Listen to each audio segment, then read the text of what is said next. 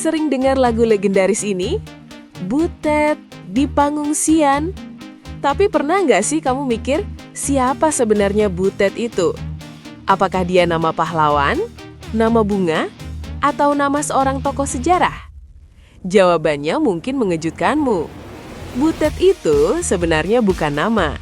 Sama seperti Ucok, Butet adalah panggilan sayang khusus untuk anak perempuan dalam budaya Batak. Tapi, maknanya lebih dalam dari sekedar anak cewek.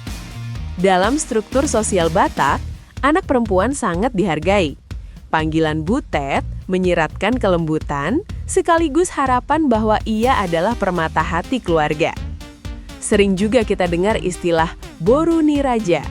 Nah, panggilan Butet adalah wujud kasih sayang sehari-hari untuk sang putri raja tersebut di dalam rumah. Jadi kesimpulannya, jika kamu dipanggil Butet, itu artinya kamu adalah sosok yang paling disayang, yang diharapkan membawa kelembutan dan kedamaian bagi keluarga. Kamu adalah Butet, sang permata hati.